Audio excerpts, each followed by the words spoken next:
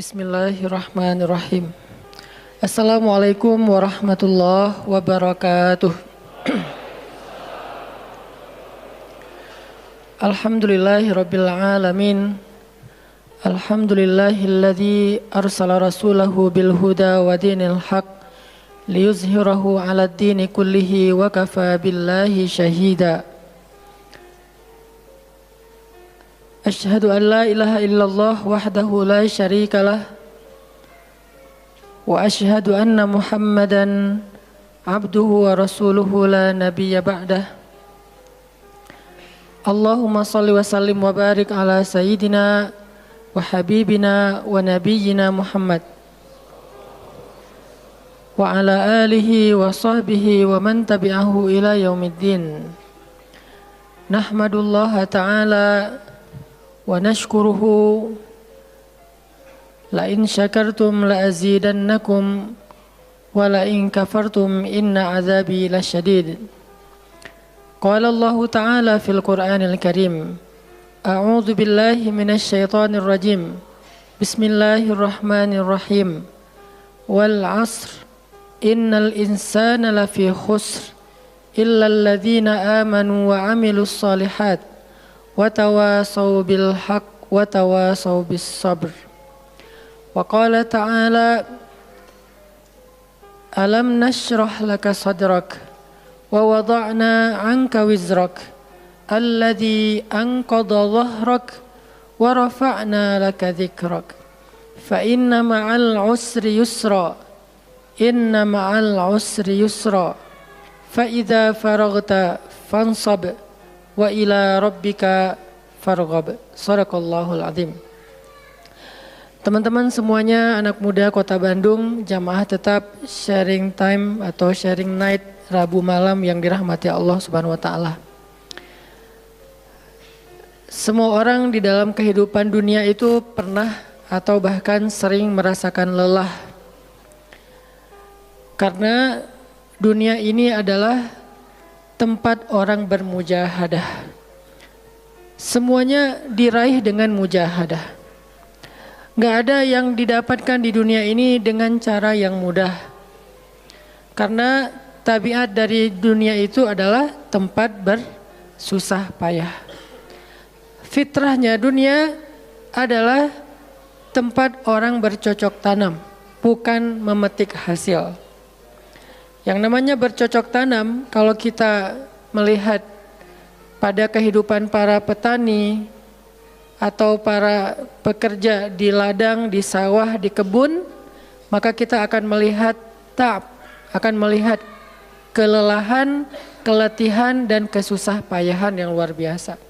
Itulah tabiat dunia. Berbeda dengan tabiat di surga. Di surga itu semuanya akan didapatkan dengan cara yang mudah. Bahkan sebagian riwayat mengatakan seorang perempuan di surga apabila inginkan seorang anak, maka Allah Subhanahu wa taala akan memberikan anak kepadanya saat itu juga tanpa harus bersusah payah mengandung selama 9 bulan. Saat ini pengen punya anak dengan spesifikasi tertentu, maka saat ini juga dia akan diberikan anak bayi tanpa harus mengandung 9 bulan lamanya. Tanpa harus susah-susah menyusui.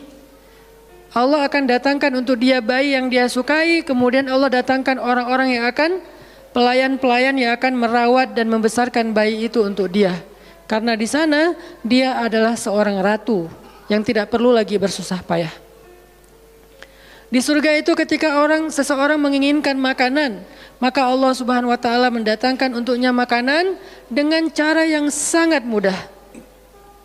Bahkan ketika dia menginginkan buah-buahan, maka pohon itu akan menunduk untuknya sehingga dia bisa memetik buahnya tanpa harus bangun dari tempat duduknya jika dia menginginkan itu. Tetapi kalau dia menginginkan sesuatu yang lebih, misalnya dia ingin berjalan-jalan di kebun-kebun di antara banyak kebun surga, lalu dia ingin merasakan memetik pohon sendiri sambil membawa keranjang-keranjang yang indah, maka Allah juga akan memperkenankan keinginannya. Kaifa yasha, sebagaimana yang dia inginkan. Berbeda dengan dunia. Di dunia, apapun yang kita inginkan itu harus melalui mujahadah, melalui ikhtiar. Bahkan ketika kita ingin menjadi orang yang sekedar tidur-tiduran pun, Allah Subhanahu wa taala mentakdirkan tidur pun lelah. Tidur aja capek. Duduk capek. Ada orang yang duduknya capek akhirnya dia berdiri. Ya. Ada orang yang capek berdiri akhirnya pengen duduk. Kapan duduknya capek pengen berdiri? Salah satu yang sering saya alamin itu kalau lagi naik pesawat. Apalagi pesawat penerbangan 9 jam, 10 jam itu pasti capek banget duduknya tuh. Sehingga kita menginginkan seandainya ada uang kita pengen duduk di kelas bisnis. Tapi karena nggak mampu membeli tiket yang 3 kali lipat lebih mahal di kelas bisnis, ya nggak apa-apa lah di kelas yang biasa ekonomi. Tapi ketika lelah 4 jam, 5 jam pesawat berjalan itu udah luar biasa lelahnya, akhirnya berdiri mondar-mandir di antara lorong pesawat. Artinya duduk aja capek. Nggak ngapa-ngapain, suruh duduk doang. Nggak seperti orang dulu yang berangkat haji atau umroh, naik kapal, lewat darat, pas sampai di laut naik kapal dengan ontanya, dengan kudanya. Orang dulu mencari ilmu itu dengan mujahadah yang luar biasa. Dengan naik onta berminggu-minggu, ini naik pesawat cuma 9 jam, capek. Yang nggak ada guncangan, biasanya guncangannya cuma pas di awal sama pas mau landing doang. Di atas udah jarang ada guncangan karena dengan ketinggian tertentu dan pesawatnya besar. Tapi itu juga capek. Naik kereta coba. Dari Jawa ke Bandung misalnya. Sebutlah dari Semarang, dari Malang, dari Surabaya naik kereta 10 jam.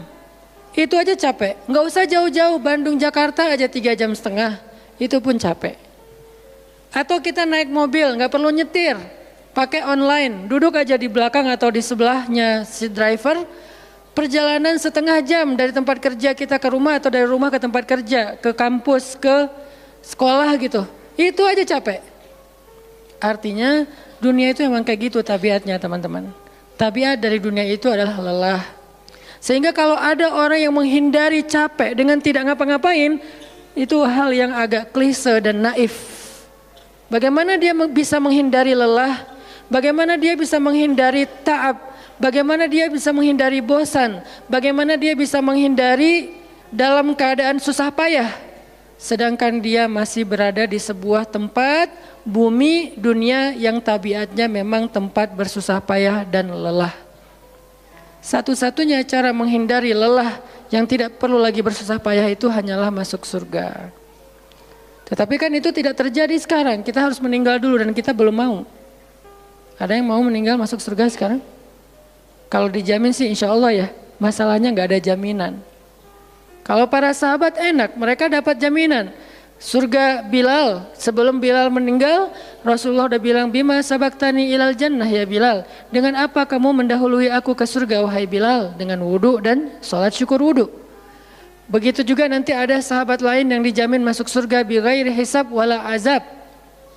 Salah satunya adalah Ukasyah. Kalau kita tidak ada jaminan apapun di akhirat kecuali berikhtiar dan bermujahadah untuk bisa mendapatkan kebaikan sebanyak mungkin di sisi Allah. Sehingga alangkah naifnya seseorang yang menghindar dari ta'ab wal ham wal gham. Dia berusaha menghindar dari lelah, menghindar dari susah payahnya kehidupan, menghindar dari beban-beban hidup. Itu nggak bisa dilakukan karena kita masih berada di dunia. Yang perlu kita sekarang coba pilih adalah kita mau lelah untuk hal yang sia-sia? Apakah kita mau lelah untuk hanya bersenda gurau? Apakah kita mau lelah hanya untuk hal yang tidak ngapa-ngapain? Atau justru lelah kita itu untuk sesuatu yang mudah-mudahan beribadah kepada Allah? Makanya disebut dengan lelahnya menjadi lillah. Karena dua-duanya lelah. Ada orang yang pergi ke masjid lelah. Capek pergi ke masjid. Tapi ada juga orang yang berbuat dosa, itu juga lelah. Memangnya kalau kita beribadah lelah terus berbuat dosa nggak lelah? Banyak orang yang berbuat dosa lelah dan kita pernah merasakan kehidupan seperti itu. Sehari, 2 hari, sebulan, setahun, 2 tahun. Sampai kita benar-benar merasakan lelah banget dengan dosa. Di malam hari berbuat dosa, lelah, akhirnya tidur sepanjang siang. Di siang hari berbuat dosa, lelah, akhirnya tidur sepanjang malam. Lelah sama lelahnya.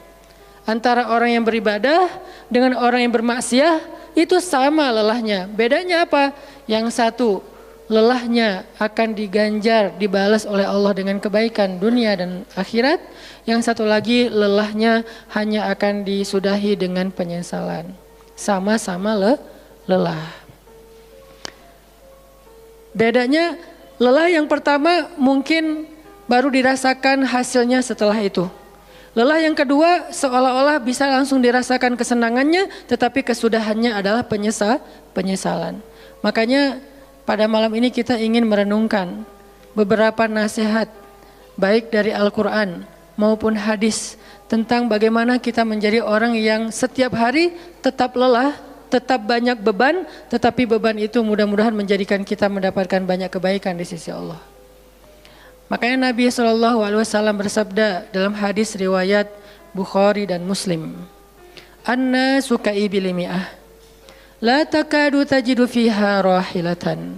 Manusia itu seperti 100 ekor onta. Manusia ka'ibil mi'ah, seperti 100 ekor onta. Yang harganya murah 50 juta, yang hidupnya untuk disembelih pada akhirnya nahar, disembelih. Onta itu kan kalau disembelih sambil dia berdiri ya. Kalau ayam, bebek disembelih sambil dipegangin atau diangkat.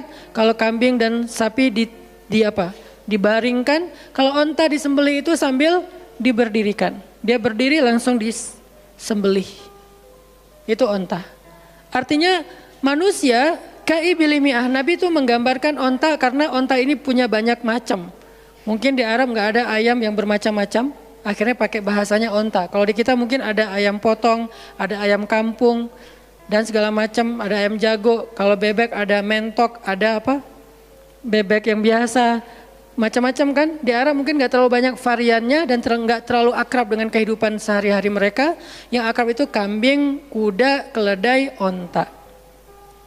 Akhirnya Nabi mengatakan, "An-nasu ka'ibil mi'ah." Nabi seolah-olah mengambil sebuah perumpamaan.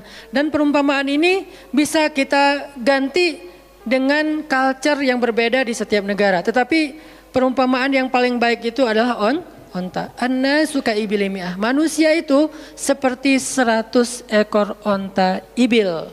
Onta potong. Yang hidupnya hanya untuk disembelih oleh tuannya, kemudian dagingnya dimakan atau dijual. Kenapa bisa begitu murahnya? Cuma 50 juta, 40 juta dan berakhir dengan disembelih? Karena onta ini hidupnya tidak istimewa. Dia hidup hanya untuk makan, minum, tidur dan berkembang biak. Cuman itu misi dari kehidupan dia. Makan, minum, tidur, berkembang biak. Udah itu doang. Setiap hari kerjanya makan aja. Lihat hewan ternak ngapain? Merumput aja setiap hari. Nggak ada hewan ternak yang tiba-tiba dia lagi ngapain? Lagi sholat? Nggak ada. Hewan ternak misalnya lagi ngebantuin tetangga? Nggak ada. Hewan ternak lagi menjenguk yang sakit? Nggak ada. Hewan ternak yang lagi menyelesaikan hajat saudaranya? Hewan ternak yang lagi dengerin curhat? Nggak ada. Kenapa? Karena tugas misi kehidupan mereka itu cuma diciptakan untuk makan, minum, tidur, berkembang biak, udah. Ini namanya kalau di antara onta namanya ibil. Yang hidupnya itu sesederhana itu. Nggak ada yang rumit, nggak ada yang terlalu berlebihan. Dan an-nasu, manusia secara umum mirip dengan ibil. An-nasu ka'ibili mi'ah. Jadi kalau kita bandingkan dari 100 orang itu hampir semuanya seperti ibil. Misi hidupnya itu hanya untuk dirinya. Gimana caranya biar bisa makan. Gimana caranya biar bisa istirahat dengan nyenyak, tidur. Gimana caranya biar punya keluarga, berkembang biak, punya keturunan. Dan kemudian dengan keluarganya dia punya family time. Kapan liburan, makan di rumah, jalan segala macam. Cuman itu misi dari kehidupannya. Sehingga Nabi menyebut mereka yang misi kehidupannya hanya dirinya dan keluarganya. Ka'ibili mi'ah, seperti 100 ekor onta. Kurang istimewa. Orang yang hidupnya hanya untuk dirinya dan keluarganya itu kurang istimewa. Sehingga disebut dengan ibili mi'ah, 100 ekor onta. Tapi enggak hina, tidak rendah, tidak mungkin melenceng, sesat segala macam, enggak. Dia tetap tidak haram, tidak najis. Nabi tidak mengumpamakan manusia seperti seekor anjing, seperti seekor babi, enggak. Karena itu najis, haram dan seterusnya. Onta, makhluk yang hewan yang baik, cuman tidak istimewa. Di sini tidak ada judgement. Nabi itu orangnya nggak suka menjudge. Nabi nggak mengatakan manusia ini semuanya misalnya dengan kalimat celaan, keledai, enggak. Manusia ini misalnya hewan yang najis, enggak. Nabi mengatakan an-nasu kaibilimiah, manusia itu seperti 100 ekor onta. La takadu tajidu fiha rahilatan. Hampir-hampir di dalam 100 ekor onta itu kamu enggak mendapati satu pun onta yang dikenal dengan nama rohilatan, rohilah. Rohilah itu dari kata rihlah. Rihlah itu udah jadi bahasa Indonesia, rihlah. Kemudian di Inggris-Inggriskan jadi traveling, trip, segala macam. Rohilah dari kata rihlah. Apa itu rohilah? Onta yang bertugas untuk membawa beban tuannya dalam perjalanan panjang, baik itu berdagang maupun berperang. Dia punya misi lain selain makan, minum, berkembang biak terus dipotong. Enggak, misinya lebih keren. Apa? Membawa beban. Membawa beban tuannya. Itulah rohilah. Sehingga punggungnya adalah punggung yang berkah karena di atas punggung itu ditaruhkan beban terus menerus oleh tuannya. Berangkat bebannya apa, pulangnya beban apa. Karena orang dulu kalau berangkat berniaga, berdagang ke luar negeri itu tuh bukan berangkat bawa beban, pulang nggak bawa apa-apa karena udah diuangkan, enggak. Mereka barter konsep perdagangannya. Kalau berangkatnya bawa kain, pulangnya nanti bawa karpet. Berangkatnya bawa gandum, pulangnya nanti bawa sutra misalnya. Tetap aja ada beban karena mereka berangkat jual apa misalnya ke Syam, dari Mekah ke Damaskus. Nanti pulangnya dari Damaskus ke Mekah bawa lagi barang-barang Damaskus yang bisa dijual di Mekah. Pas berangkat bawa barang Mekah yang bisa dijual di Damaskus, pas pulang membawa barang Damaskus yang bisa dijual di Mekah. Li'ilafi Quraisy إلافهم رحلة الشتاء والصيف. Rihlah syita'i wassaif. Mereka melakukan rihlah pada musim dingin dan musim panas. Itulah ilafu Quraisy, kebiasaan orang-orang Quraisy. Ilafu Quraisy, kebiasaan tradisi orang Quraisy. Apa tradisinya? Berdagang di musim dingin dan di musim panas. Barang dagangannya beda-beda. Kalau musim dingin yang dibawa itu bahan-bahan jaket. Bahan-bahan untuk menghangatkan tubuh. Bahan-bahan yang kalaupun dia bawa makanan yang biasa dimakan di musim dingin yang menghangatkan tubuh. Kayak misalnya jenis bubur di Arab itu ada namanya adas. Dan itu disebutkan di dalam Al-Quran, di Al-Baqarah. Wa adasiha wa basaliha, ada adas, ada bawang. Adas itu salah satu makanan kesukaan orang Arab di musim dingin. Karena kalau makan adas kayak bubur gitu, dia badannya menjadi hangat. Jadi kayak menghangatkan tubuh gitu. Artinya syita'i was-saif, di musim dingin dan di musim panas, dua-duanya ada barang yang didagangkan. Dan itu adalah ilafu Quraisy, kebiasaan tradisi orang-orang Quraisy. Rihlah. Siapa yang akan dibawa rihlah? Apa yang akan membawa barang dagangan mereka ketika rihlah? Namanya onta rohilah. Onta yang mengangkut beban barang tuannya. Rohilatan. Sehingga onta ini adalah onta yang lebih kuat fisiknya. Onta ini onta yang lebih tangguh perjalanan walaupun mengalami badai. Onta ini onta yang lebih kuat ingatannya sehingga dia menghafal jalan yang dilaluinya. Walaupun terjadi badai dia nggak tersesat. Jarang onta rohilah tersesat. Biasanya yang tersesat itu ibil. Ibil kalau ditaruh di tengah padang pasir, terjadi badai, terus bekas jalannya ketutup dengan pasir, dia bingung. Itu ibil. Sehingga kalau kita baca cerita-cerita tentang orang yang tersesat di padang pasir, rata-rata istilahnya kalau enggak jamal ya ibil. Kalaupun ada onta rohilah yang tersesat berarti badainya parah banget. Kalau ada hadis onta rohilah tersesat berarti badainya parah banget. Artinya rohilah ini ingatannya kuat. Dia kalau lewat satu jalan, setahun kemudian lewat lagi dia masih hafal. Itu rohilatan. Dalam teknologi sekarang kita nyebutnya dengan map. Ada banyak platform aplikasi map digital yang membuat kita bisa menghafal jalan. Dan diupdate terus, jalan ini sekarang macet segala macam. Rohilatan punya kemampuan membaca jalan walaupun mungkin berbeda dengan teknologi sekarang. Itu namanya rohilatan. Ini kata Nabi, la takadu tajidu fiha rohilatan. Manusia itu seperti 100 ekor onta. Dan di antara 100 ekor onta itu atau 100 orang itu hampir kamu tidak mendapati satupun yang bernama rohilatan yang mampu mengangkat beban lebih. Sehingga di sini Nabi SAW seolah-olah mengajarkan kita, memotivasi kita agar belajar menjadi rohilah. Manusia itu baru istimewa kalau dia menjadi rohilah, kalau dia mengangkut banyak beban, kalau dia menjadi orang yang paling banyak bermanfaat untuk orang lain. Makanya muncullah hadis, khairun nas anfa'uhum linnas, inna ahabban nasi ilallah anfa'uhum linnas. Dua riwayat hadis yang berbeda.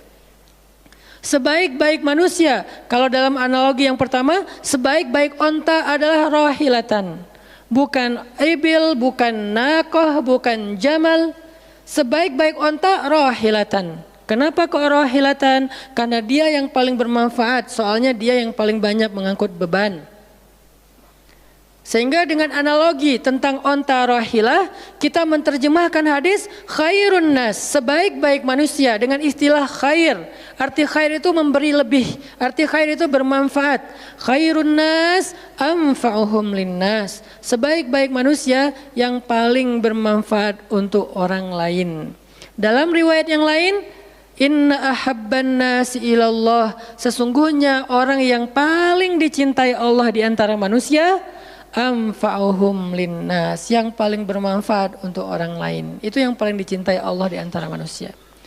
Muncul lagi hadis yang mirip, inna ahabbal a'mali ilallah sururun tudkhiluhu ala qalbi muslim. Sesungguhnya perbuatan, amal soleh, aktivitas, pekerjaan yang paling disukai Allah di antara yang kita lakukan dalam kehidupan sehari-hari adalah membahagiakan hati orang lain.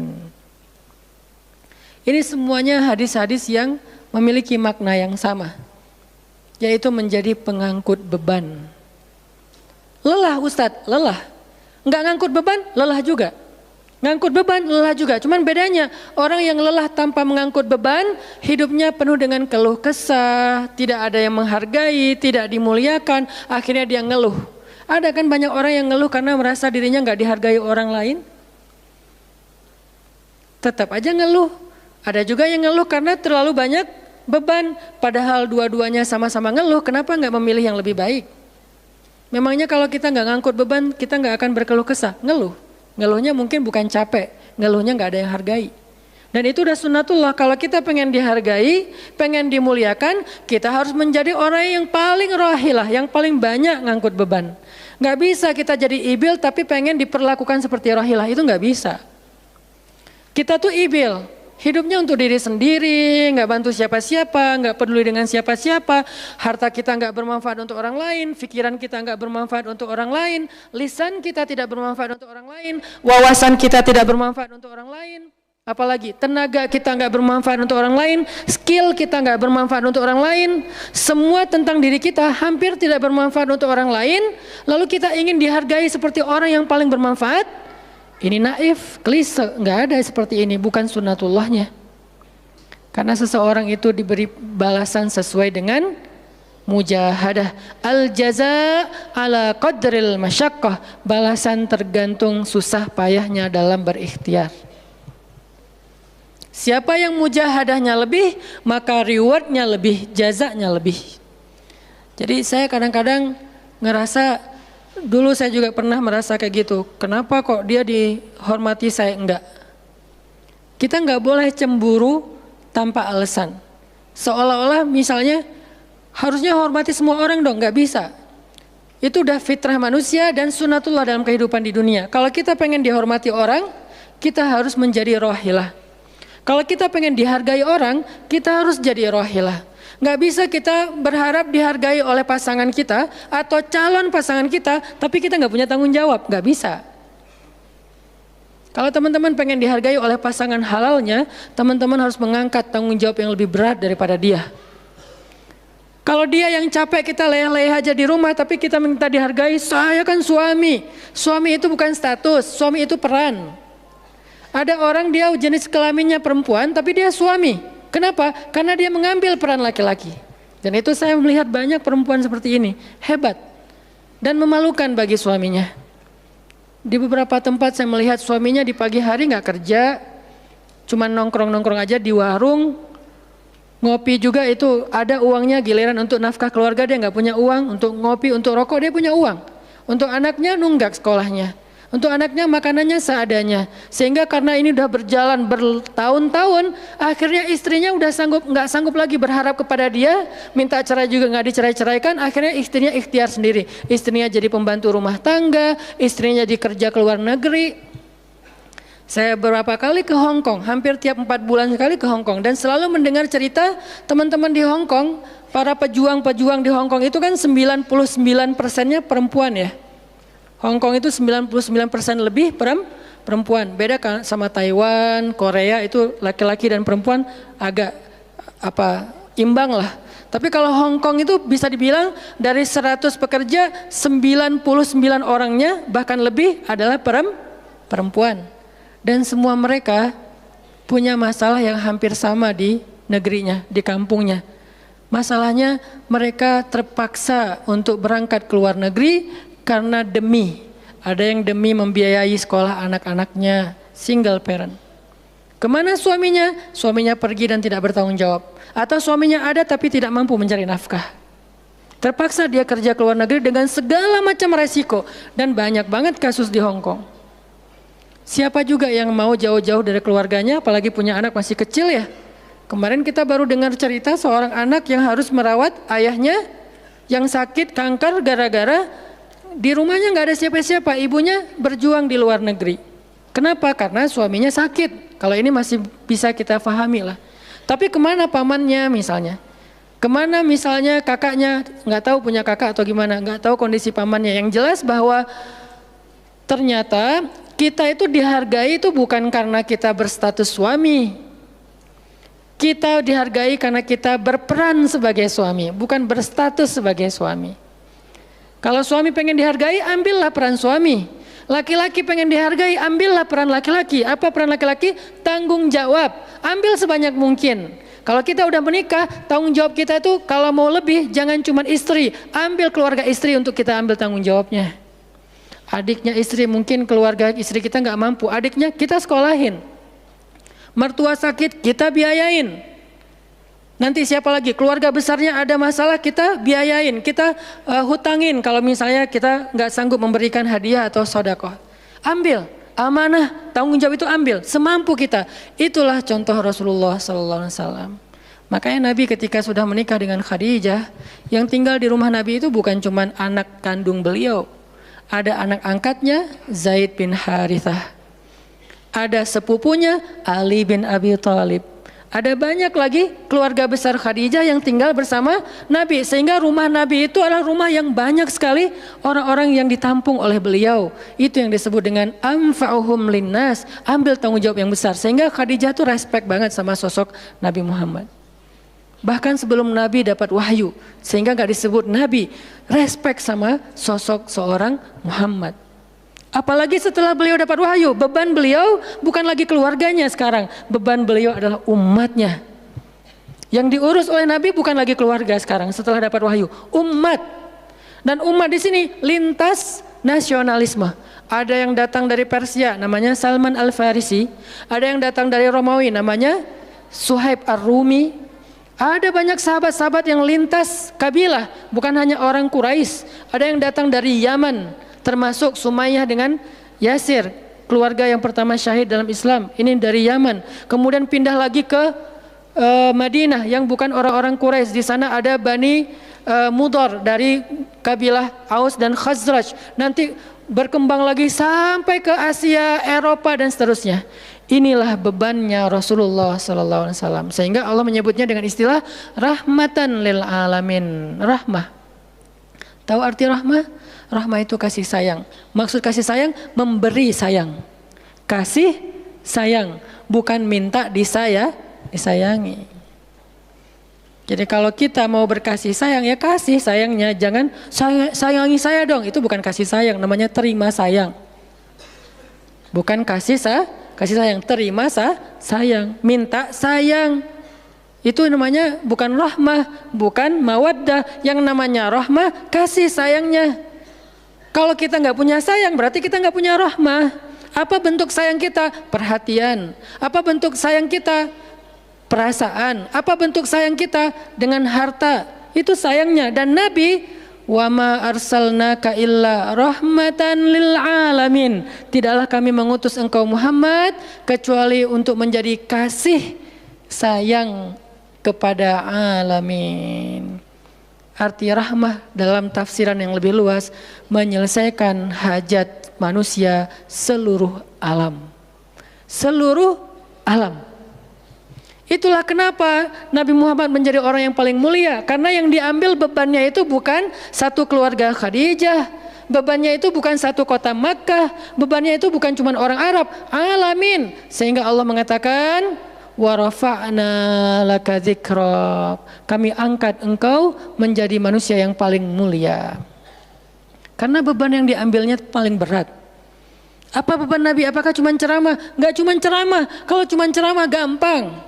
Saya pernah menjadi penceramah dan saya pernah menjadi programmer dalam dakwah. 8 tahun saya ceramah di Bandung, gampang banget. Dan kalau mau nyaman jadi ustadz, mending saya jadi penceramah aja, gampang banget. Diundang-undang, ustadz mau dijemput? Ya jemput dong, jemput. Ya, ustadz kan dijemput, jarang kita jalan sendiri, seringnya dijemput. Dan karena dia pengen memuliakan kita, dia cari di tempat itu siapa yang punya mobil paling bagus untuk menjemput ustadz. Kalau di kampung, cari siapa yang punya mobil baru yang tahun misalnya 2018 lah, kalau nggak ada 2019. Saya punya, ya udah pinjam ya untuk jemput ustadz. Oh boleh saya senang, jemput. Kalau perlu yang punya mobilnya sekaligus jadi supirnya, jemput ustadz. Enak jadi penceramah. Jemput, tunggu di depan rumah, nggak langsung ketok. Kenapa? Nggak enak mau ngetok, biar ustadznya santai aja. Ustadznya keluar dibukain pintu. Terserah mau duduk di depan, duduk di tengah. Kalau ustadznya duduk di tengah, nggak ada yang di sebelahnya, kosong. Mau goler-goler, mau jungkir balik, bebas. Ustadz. Saya pernah ngalamin masa kayak gitu. 8 tahun, mudah banget, diundang-undang. Semua wajah tersenyum, nggak ada yang cemberut, namanya juga ustadz. Selamat datang ustadz, alhamdulillah bisa ketemu sama ustadz, silakan. Duduk dikasih makanan yang paling baik. Dihidangkan segala macam, minuman aja 5 jenis. Sampai bingung nih mana yang mau diminum. Ustadz mau apa? Kadang-kadang beberapa teman-teman panitia yang sangat udah pro banget nanya. Ustadz itu nanya ke asisten lah atau siapa manajemen, kalau dia punya manajemen. Ustadz itu sukanya makanan apa? Disediakan makanan kesukaan ustadz. Kalau ke Bandung ustadz senangnya makan apa? Disediakan makanan khas Bandung kesukaannya ustadz. Dicari dari restoran terbaik yang ada di kota itu. Ini perlakuan terhadap ustadz, nyaman banget kalau ceramah tuh. Ceramah berapa lama? Terserah ustadz. Kalau lagi mood 3 jam. Kalau enggak lagi mood 45 menit. Ustadz kok ceramahnya cuma sebentar? Saya lelah sekali. Oh enggak apa-apa ustadz, istirahat ya ustadz, sehat terus ya ustadz. Doain. Pulang dianterin. Maaf dikasih amplop, transport segala macam. Kadang-kadang wah ngasihnya cukup untuk 2 bulan makan. Masya Allah enak. Kalau cuman yang disebut dengan rahmatil alamin itu cuman ceramah, itu bukan rahmatil alamin. Walaupun itu salah satu kebaikan. Tapi kemudian setelah 8 tahun saya berdakwah dengan ceramah, saya mengubah konsep dakwah saya menjadi programmer. Memprogram masjid. Al-Latif. Saya ngomong dengan Pak Iman beri saya kesempatan memprogram Al-Latif. Bikin gerakan, bikin dakwah. Bukan masjid yang memprogram, kemudian ustadz mengisi. Itu salah. Menurut saya Keliru kalau masjid membuat program, ustadz cuma mengisi program itu. Keliru. Ustadz yang program, masjid fasilitasi, nanti insya Allah akan berkah. Alhamdulillah Pak Iman, Ketua DKM Al-Latif sepakat. Ya udah Ustadz silahkan, mangga dikasih waktu 2 tahun. Kalau nggak ada perubahan diambil alih. Dalam 2 tahun kita coba program dari awal. Bikin gerakan anak muda, pemuda hijrah lahir waktu itu. Mulai programming, gimana caranya biar masjid rame. Dari yang cuma 20 orang kajian setiap Rabu malam, dari dulu udah Rabu malam. Yang hadir berapa orang? 20 orang. Kalau Persib lagi main, libur. Semua pada nonton. Malah sering lagi libur. Kadang-kadang Persib nggak main. Terus yang main siapa? Yang main Piala Eropa kah, Piala Champion kah, Liga Eropa, Piala Dunia, libur. Akhirnya berkembang pelan-pelan jadi setengah masjid, satu masjid, membludak keluar masjid sampai ke Jalan Cendana. Akhirnya pindahlah ke masjid ini. Kenapa? Karena udah nggak nampung, nggak enak juga dengan tetangga karena parkirnya kemana-mana. Kan kita pindah ke sini karena Al-Latif nggak nampung. Nah, ketika dakwah berubah menjadi programmer, bebannya beda. Udah nggak kayak dulu, enggak, beda. Pergi taklim, pergi sendiri. Bahkan berkorban dengan harta sendiri, bareng-bareng dengan teman-teman. Semuanya lelah, kita meeting sampai tengah malam. Emangnya gampang membuat tren hijrah? Nggak mudah teman-teman. Kita harus meeting, mikirin. Sekarang tambah lagi beban yang lain, Barisan Bangun Negeri. Para ustadz berkumpul, bikin gerakan bersama. Kita bikin Barisan Bangun Negeri, dikasih amanah untuk jadi amirnya, mikirin apa yang harus kita lakukan. Program pertama saya bilang less waste, isu lingkungan. Kenapa? Kita pengen jadiin masjid sebagai 911. Tapi pelan-pelan, nggak bisa langsung. 911 ini nanti kalau ada masalah di masyarakat, tetangga masjid yang ditelepon masjid. Anak saya sakit, telepon masjid. Ada yang meninggal, telepon masjid. Ada yang pingsan, telepon masjid. Ada yang baru diputusin, telepon masjid. Sampah ini udah darurat. Bandung ini hanya batas deadline penanganan sampah kita kalau kata Pemkot itu sampai 2023. Kalau kita nggak punya alternatif, ini akan jadi masalah besar. Jakarta, saya kemarin ke Jakarta sampai 2022, lebih cepat sedikit daripada Bandung. Artinya mereka hanya bisa menampung sampah sampai 2022. Sisanya kalau nggak ada solusi alternatif, maka akan terjadi masalah besar, tumpuk sampah di depan rumah masing-masing selama nggak usah sebulan, seminggu aja gimana rasanya? Nggak ada yang ngambil sampah di depan rumah kita, seminggu aja. Petugas sampah nggak ngambil sampah di depan kos-kosan, di depan rumah. Sehari telat aja itu udah nggak enak, apalagi seminggu, sebulan, setahun, jadi gimana? 2022, kota-kota besar rata-rata terancam dengan bom waktunya sampah. Kita angkat less waste supaya masjid menjadi salah satu media komunikasi antara Pemprov, Pemkot, pemerintah kepada publik. Kenapa? Soalnya trust publik kepada masjid itu bagus. RT RW bikin program pungut sampah kayak edukasi dan campaign tentang sampah, yang datang sedikit. Kalau RT RW bikin program, hari Minggu yuk kita bikin gerakan pungut sampah, sedikit yang datang. Tapi masjid bikin taklim, yang datang ribuan, apalagi 2-3 tahun terakhir, alhamdulillah luar biasa. Sehingga masjid punya potensi untuk mengkomunikasikan masalah ini kepada publik. Saya ajaklah teman-teman, yuk kita bikin isu sampah dimulai dari masjid. Jalan 2, Bandung, Bintaro udah jalan. Next mau kita jalankan di Jogja, di Malang, dan di Pontianak. Seluruh masjid di Indonesia. Programming, mikir, harus ketemu dengan beberapa orang, dan habis waktu saya dalam beberapa tahun terakhir bukan untuk dakwah tablik, makanya udah jarang ceramah. Teman-teman kalau ngelihat ceramah anak Taki di Bandung cuma sekali seminggu, itu juga kalau nggak libur ya. Kajian Rabu malam. Ustaz Hanan selain Rabu malam ngapain sih? Ustaz kosong nggak? Kosong, saya bilang. Kenapa nggak mau ngisi jadwal? Kosong dari taklim tapi nggak kosong dari aktivitas. Sehari meeting bisa 5 kali. Dulu saya pernah yang kalau bahasa teman-teman tuh ngeprank jamaah, bukan ngeprank sebetulnya. Katanya Ustaz nggak datang, tiba-tiba datang kan? Itu tuh meeting 5 kali sehari, dari pagi, siang, sore, menjelang maghrib, baru beres isya. Meeting dengan siapa aja Ustaz? Banyak hal yang harus kita bereskan untuk bisa memunculkan satu program kecil. Akhirnya beres isya, saya bilang masih ada jamaah enggak? Sebagian udah pulang Ustaz, tapi yang lain masih pada nunggu, kasihan. Ya udah saya jalan aja ke sini naik motor, sampai di sini isya baru ngisi kajian. Artinya ternyata bebannya beda. Tapi rohilatan, Itu yang disebut dengan dakwahnya Nabi. Saya baru mengambil sebagian kecil dari banyak varian dari dan instrumen dakwah Nabi, itu cuma sebagian kecil. Memprogram, baru masjid. Nabi itu alamin loh. Gimana mengubah kota Mekah yang dulunya kemusyrikan merajalela, perzinahan merajalela, kemudian anak perempuan dibunuh karena dianggap membawa sial, riba luar biasa, banyak yang dibunuh gara-gara gak mampu membayar hutang, dan perbudakan, dan banyak lagi masalah sosial. Bukan hanya masalah akidah dan ibadah. Akidah dan ibadah itu adalah inti masalahnya, kemudian merembet ke masalah sosial, biasanya kayak gitu. Kalau akidahnya melenceng, biasanya sosialnya rusak. Walaupun gak selalu kayak gitu juga sih. Karena ada di beberapa negara yang akidahnya mereka syirik, tapi sosialnya bagus. Walaupun ada problem sosial lain yang mungkin gak perlu dibahas di sini. Yang jelas awalnya berawal dari kemusyrikan, kemudian berkembang menjadi masalah ekonomi, sosial, dan seterusnya.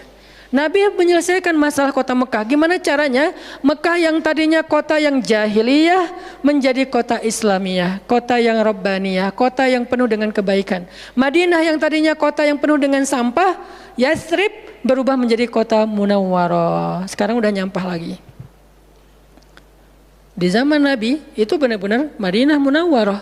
Sekarang mungkin nggak sebagus di zaman Nabi, cuman bangunannya doang yang megah, tapi secara lingkungan, secara sosial nggak sebaik zaman dulu lah. Kalau bangunan itu kan bukan indikasi peradaban ya. Karena kita pernah mengalami masa peradaban Islam yang keren, nggak ada tuh bangunan pencakar langit seperti Dubai.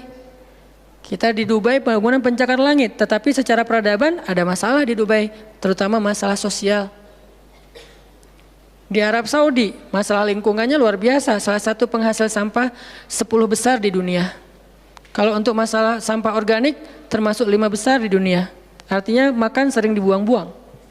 Makanya sampah organiknya paling banyak, waste-nya paling banyak.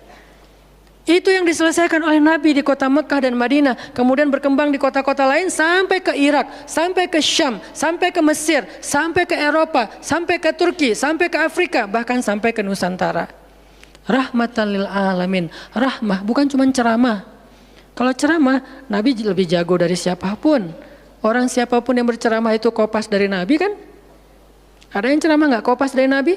Nggak ada. Kopas dari Nabi Musa? Enggak, kecuali diriwayatkan dari Nabi Muhammad, kemudian baru Nabi Muhammad meriwayatkan dari Nabi Isa dan Nabi Musa.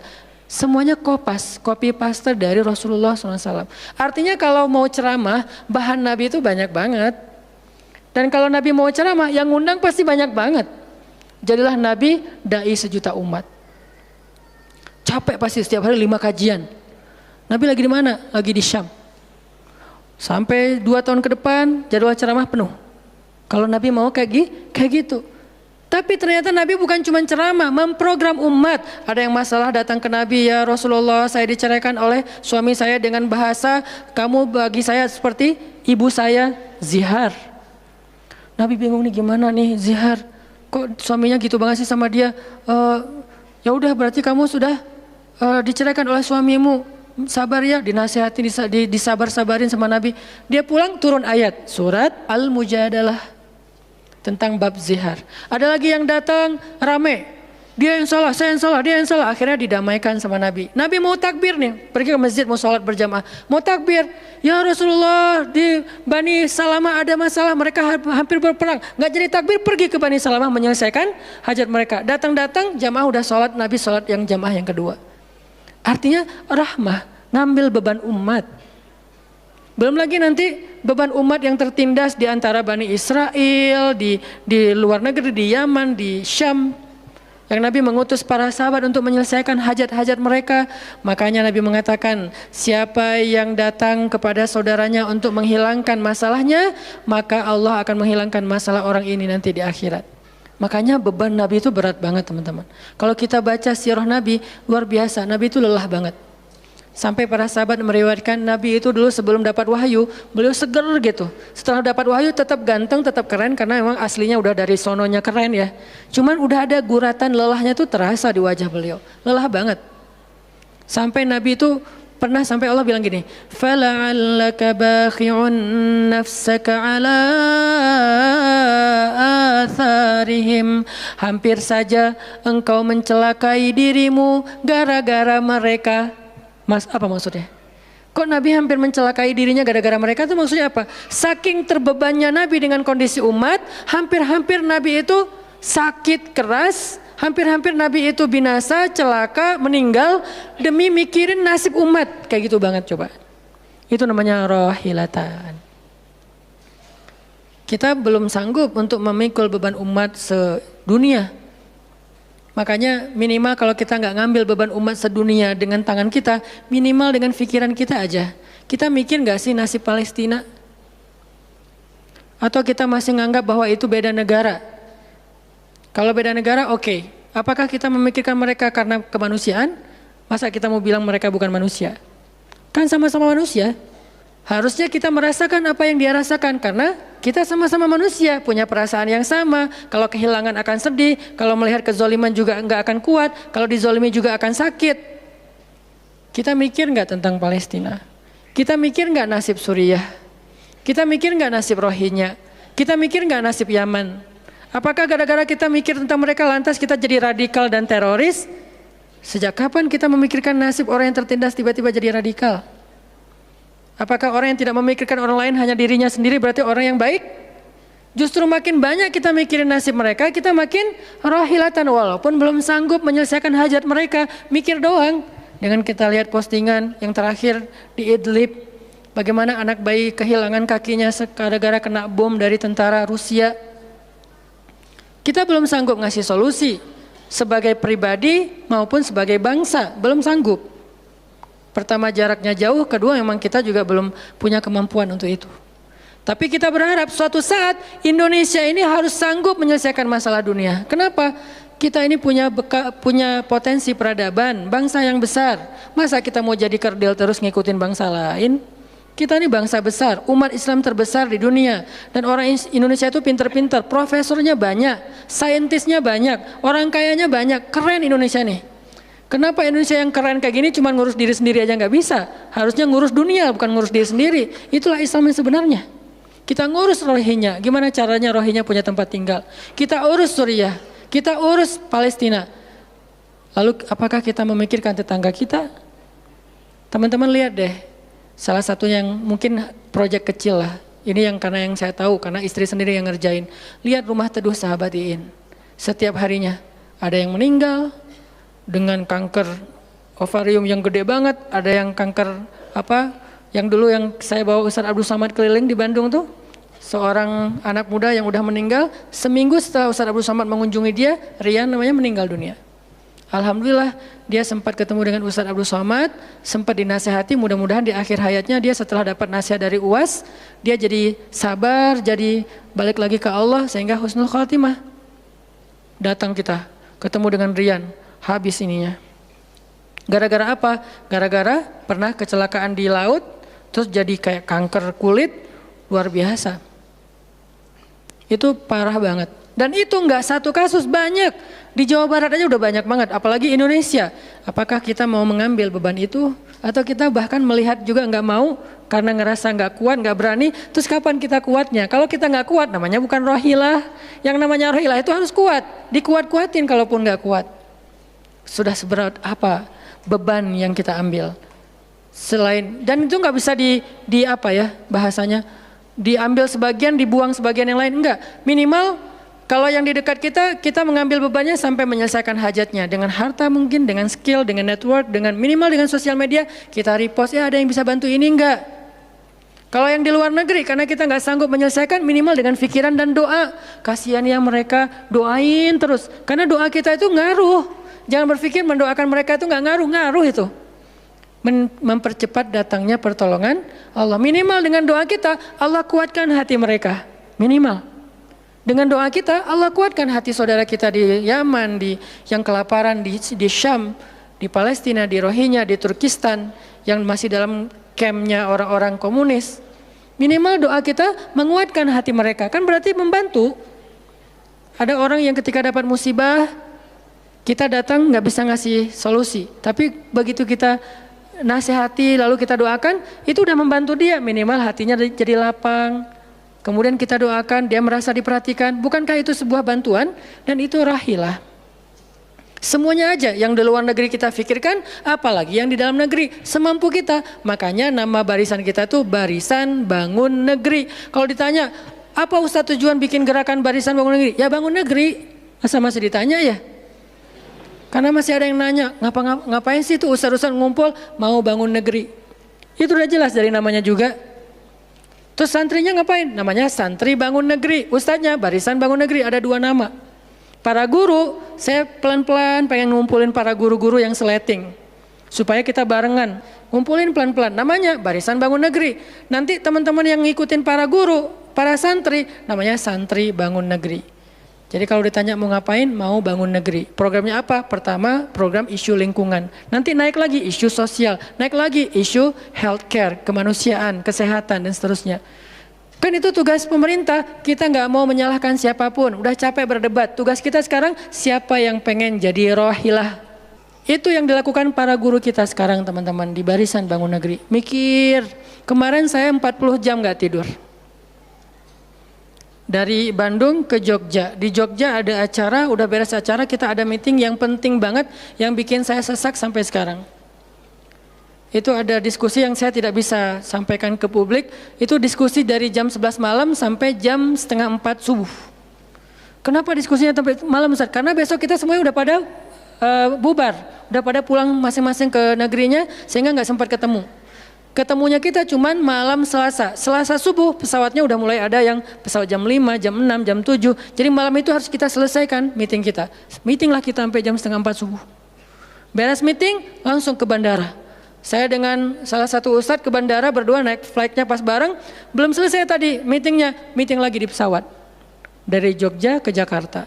Di Jakarta saya ketemu dengan beberapa teman-teman yang pengen mendukung program pesantren yang sedang kita dari setahun yang lalu ingin kita buat. Tapi juga belum cukup untuk membebaskan lahan. Karena kita butuh 15 M membebaskan lahan. Alhamdulillah udah terkumpul sekitar 2 M. Masih jauh dari target. Baru membebaskan lahan. Belum membangun.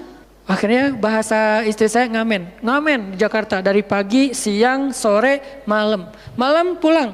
Di kereta juga diskusi lagi sama istri karena ada beberapa program yang harus kita bereskan. Sampai rumah jam 12 malam. Jadi 1 hari setengah.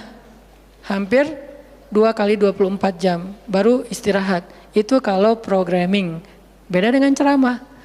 Diundang ke Jogja. Ustadz ceramahnya di Jogja, oke jam berapa? Isya, ya udah saya datangnya maghrib. Terbang jam 5, sampai di sana maghrib. Ceramah, beres ceramah, saya tidur. Gampang kan? Beres ceramah jam 11 malam, balik ke hotel. Dipesankan hotel sama panitia. Hotelnya mau yang gimana Ustadz? Terserah, yang dekat-dekat aja biar nggak capek di jalan. Oh ya Ustadz, dikasih hotel biasanya yang enak, yang deluxe. Masuk ke hotel, mandi air hangat. Ya, beres mandi air hangat, pesan makanan online. Karena tadi belum makan, misalnya kalau telat makan juga, pesan datang ke kamar. Kadang-kadang saya cuma pesan 1 jenis, mereka pesan 3 jenis. Saya belum makan, lapar, boleh nggak pesan sate? Oh boleh Ustaz. Datang sate, datang mie godok, datang apa, banyak. Semuanya ditaruh di depan kamar. Ustaz, ini udah ada makanannya. Masya Allah makanannya banyak gini. Kalau cuma ceramah, habis makan jam 12, tidur. Bangun sholat subuh, beres subuh, olahraga. Ya, karena di hotel, treadmill. Beres treadmill, berenang. Beres berenang, breakfast. Beres breakfast, terbang ke Bandung. Kan enak ya? Kalau cuman ceramah. Jadi kerjanya cuman 1,5 jam pas ceramah. Itu juga santai. Namanya juga ceramah gampang. Tapi kalau programming, buat program, kayak tadi ceritanya, meeting, gak beres-beres. Sampai enak dengan meeting. Kopi entah berapa gelas. Ada yang digulaan, ada yang gak digulaan. Ada yang pakai susu, ada yang gak pakai susu. Sampai diistilahkan yang gak pakai susu, kopi akhi. Yang pakai susu, kopi ukhti. Semua jenis kopi. Artinya rohilatan. Ternyata memang benar kata Nabi, manusia itu seperti 100 onta, sedikit yang rohilatan. Makanya sekarang kita mau milih mau jadi rohilatan atau mau jadi 100 onta. Dimulai dari hal yang kecil. Saya ngajak teman-teman, yuk kita jadi rohilah, kita angkat beban negeri kita, beban bangsa kita. Saya pengen banget masjid itu jadi kayak rumah teduh. Sekarang yang menjalankan pasien kanker kurang mampu se-Jawa Barat, salah satunya rumah teduh itu. Yang sekarang ada 15 rumah dengan sekitar 300 pasien. Yang setiap kali operasi itu 40 juta. Karena kalau pakai BPJS antrinya setahun. Sehingga harus pakai jalur normal. Dan beberapa di antara mereka belum sanggup untuk membayar cicilan BPJS sehingga nunggak nggak bisa pakai. Kita selesaikan.